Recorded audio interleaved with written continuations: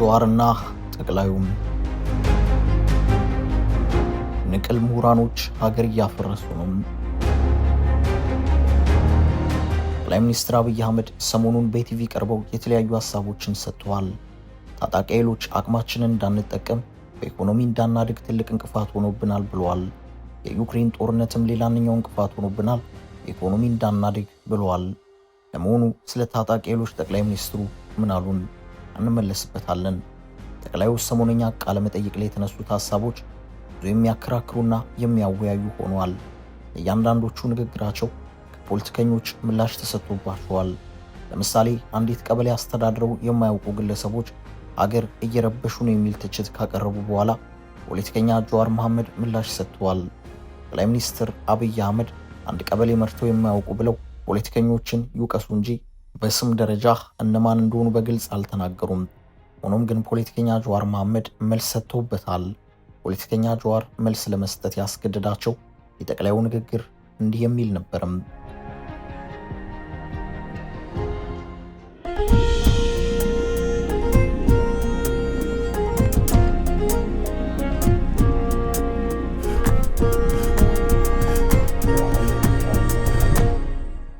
አንዲት ቀበሌ ለአንድ ዓመት አገልግለው ወይንም ሰርቭ አድርገው አያውቁም። አንዲት ኤጀንሲ አገልግለው ሰርቭ አድርገው አያውቁም። አንዳንዶቹ ፔሮል ላይ ፈርመው አያውቁም። ማገልገል ምን እንደሆነ አያውቁም። ግን መንግስትን ማፍረስ፣ መንግስትን መምራት፣ መንግስትን መዘወር እንደሚችሉ ያስባሉ። ይህ ስለ ራሳቸው ያላቸው ግምገማ የፈጠረባቸው ቀውስ ይመስለኛል በማለት ጠቅላይ ሚኒስትሩ ተቃዋሚዎቻቸውን ተችተዋል። በዚህ ንግግራቸው ቅሬታ የተሰማቸው ፖለቲከኛ ጀዋር መሐመድ በመልሳቸው ደግሞ ቀበሌ ለማስተዳደር አስቤ ነበር፣ ነገር ግን ቀበሌዎቹን የፋኖና የኦሮሞ ነጻነት ሰራዊት ኃይሎች ይዘውታል ሲሉ ምላሽ ሰጥተዋል። አቶ ጀዋር መሐመድ በምላሻቸው ይህንን ብለዋል። ቀበሌን ማስተዳደር ቅድመ ሁኔታ መሆኑን እንደሰማው እድሌን ልሞክር ሳፈላልግ ቀበሌዎች በፋኖና ኦኤልኤ መያዛቸውን ሰማው። ምን ይሻላል ጓዶች የሚል አስተያየት ሰጥተዋል። ጠቅላይ ሚኒስትር አብይ ምሁራኖችን ንቅል በማለት ወርፈዋል። ምሁራኖችን ሀገር እያፈረሱ ነው የሚል ክስና ወንጀላም አቅርበዋል። በኢትዮጵያ ተጨባጭ ሁኔታ ንቅል ልሂቃን አከፋፋይ የሆነ ትርክት እያሰረጹ ትውልድ በትውልድ ላይ፣ ሰው በሰው ላይ፣ ዜጋ በዜጋ ላይ ተባብሮ ልማትና ብልጽግናን እንዳያመጣ እርስ በርስ እንዲጠራጠር፣ እንዲጠፋፋ መንገድ እየከፈቱ ነው።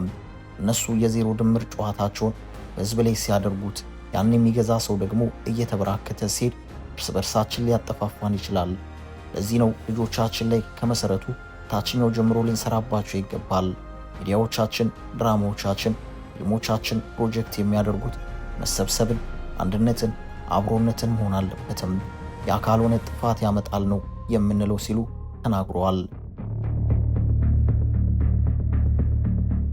ጠቅላይ ሚኒስትር አብይ በሬዲዮ፣ በቴሌቪዥን፣ በሙዚቃ፣ በፊልም ላይ የሚነገሩ ንግግሮችን፣ ታሪኮችን ጭምር እንቀይራቸዋለን ብለዋል።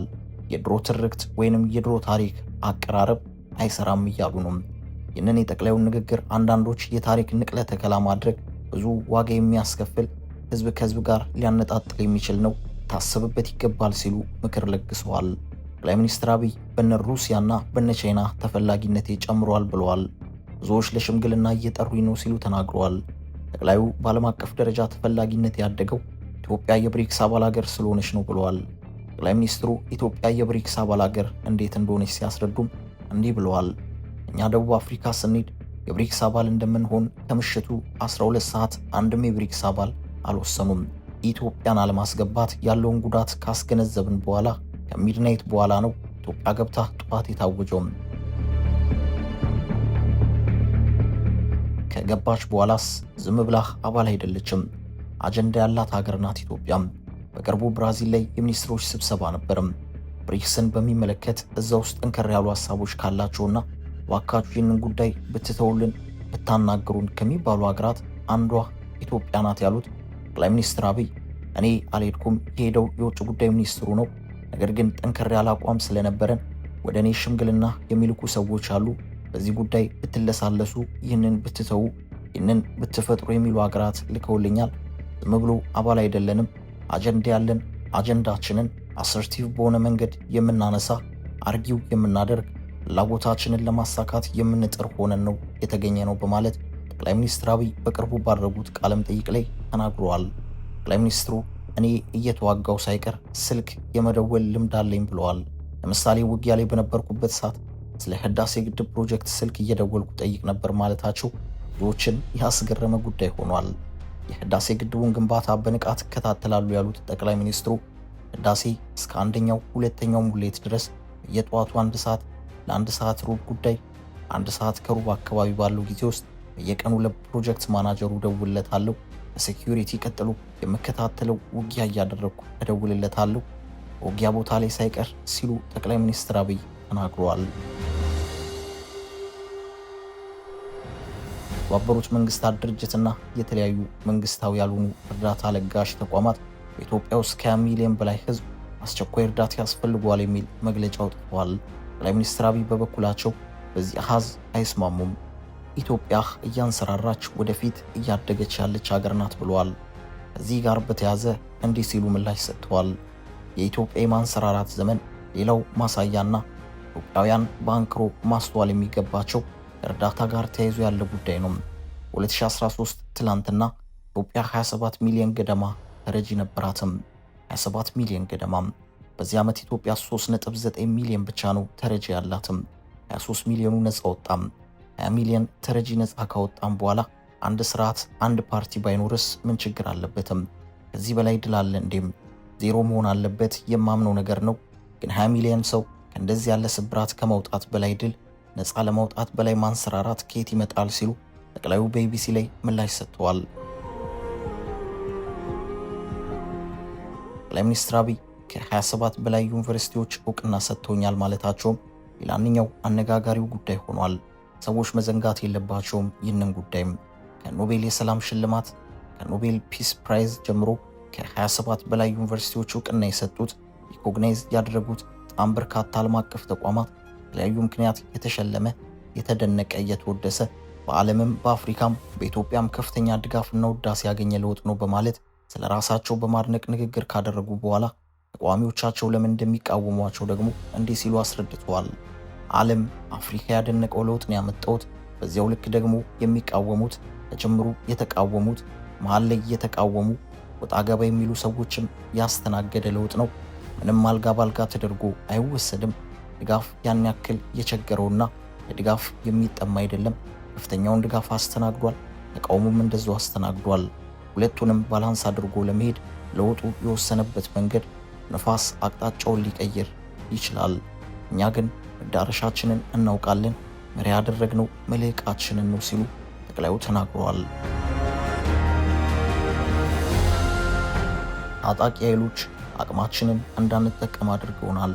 ጠቅላይ ሚኒስትር አብይ ለኢትዮጵያ የኢኮኖሚ መዋዠቅ የዩክሬን ጦርነትና ኮሮና እንደዚሁም የሚዋጉ ኃይሎች ምክንያት ናቸው ብለዋል።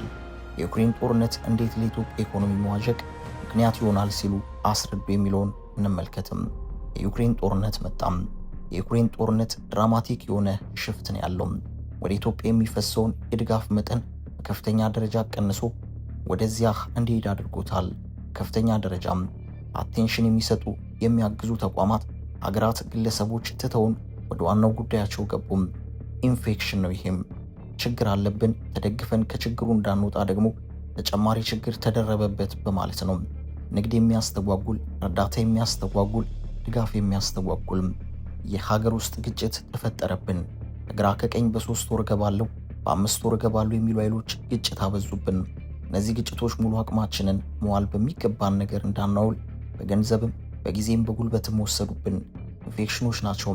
በነበረው መከራ በነበረው ችግር ላይ ተጨማሪ ችግር ነው በማለት የሚዋጉ ኃይሎች በኢኮኖሚው ላይ ትልቅ እንቅፋት እንደሆኑባቸው አስረድተዋል።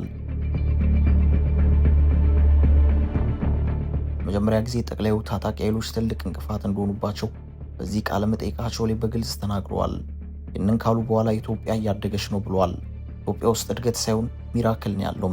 ኢትዮጵያ ውስጥ ለውጥ ሳይሆን እኛ ለውጥ ልናመጣ ያሰብን ሰዎች አሰብነው ፍጥነትና ጥራት በላይ ነው ለውጥ እየመጣ ያለው።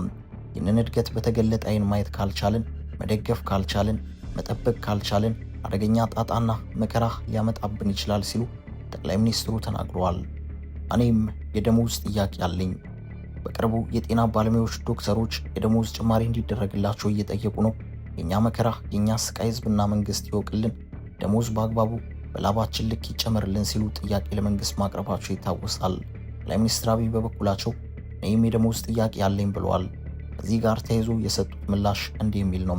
በጣም የሚያሳዝን ነገር ፔሮል ላይ ፈርመው የማያውቁ፣ ደሞዝ በልተው የማያውቁ፣ የደሞዝን ጠቀሜታና ምንጭ በወጉ የማይረዱ ደሞዝ ጭማሪ እያሉ ሲጮሁ ይሰማል። መጀመሪያ ደሞዝ ለምን እንደሚፈለግ ማገልገልን መማር ያስፈልጋል እና ሐኪሞች፣ አስተማሪዎች፣ ወታደሮች፣ ፖሊሶች፣ ሚኒስትሮች፣ ጠቅላይ ሚኒስትሩ ሁላችንም የደሞዝ ጥያቄ አለብን። በመጨረሻም ጠቅላዩ ስለ ወደቡም ኢትዮጵያ ባለፉት 30 ዓመታት ወደብ አልባ ሆና የቆየችበት መንገድ በጣም የሚቆጩበት እንደሆነ የገለጹት ጠቅላይ ሚኒስትሩ ቁጭታቸው አሁን ኃላፊነት ላይ ሆነው የተጀመረ ሳይሆን ዓመታትን የተሻገረ መሆኑን ጠቅሰዋል። ኢትዮጵያ ወደብ በማጣቷ ምክንያት ከፍተኛ ጉዳት እንደደረሰባት ጠቁመዋል። ኢትዮጵያ ሌላውን ሳትጎዳ መጠቀምና ጉዳቷን መቀነስ የምትችልባቸው እድሎች እንደነበሩ አንስተዋል። የተዘጋች ሀገር ዜጋም መሪ መሆን በእጅጉ የሚያስቆጭና እንደሌሎቹ ሀገራዊ ስብራቶቻችን ሁሉ መፍትሄ ማግኘት ያለበት እንደሆነ ጠቅሰው የተጎዳና የተሰበረ ሀገር ዘላቂነት የሰከነ ሰላም ያመጣል ብዬ አላስብም። ከወደብ ጋር በተያዘ በኢትዮጵያ ላይ በታሪክ የሌለ ግፍ ተሰርቶባታል። ችግሩ በንግግር መፈታት እንደሚኖርበትም አመልክተዋል። አበቃን። ሰናይ ጊዜን ተመኘን።